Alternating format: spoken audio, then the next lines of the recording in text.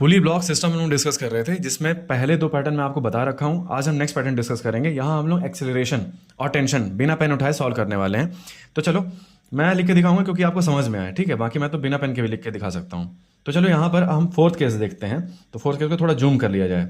अब यहाँ पर अगर आपको बोला कि एक्सेलरेशन बताना है, तो एक्सेलरेशन मैंने बताया था कि अनबैलेंस्ड लोड लिखो ऊपर और नीचे लिखना टोटल मास।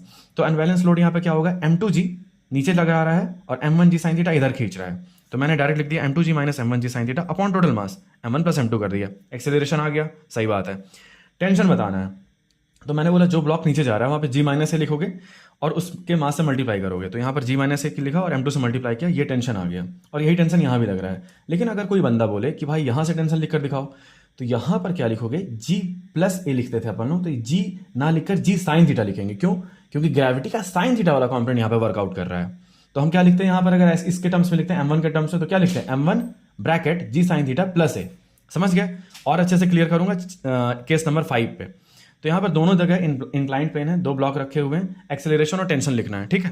तो एक्सेलरेशन क्या लिखूंगा यहाँ पे, अनबैलेंस लोड, बड़ा मास मैंने इसको माना है m1 को, क्योंकि एक्सेलरेशन इधर शो कर रखा है।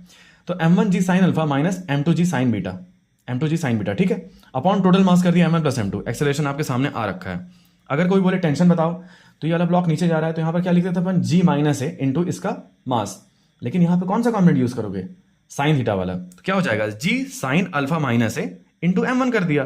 तो इस तरह से टेंशन और एक्सेलरेशन आप बिना पेन उठाए बता सकते हो। तो ऐसे अच्छे से कॉन्सेप्ट्स के लिए चैनल को फॉलो कर लो, रील को सेव कर लो। That's all.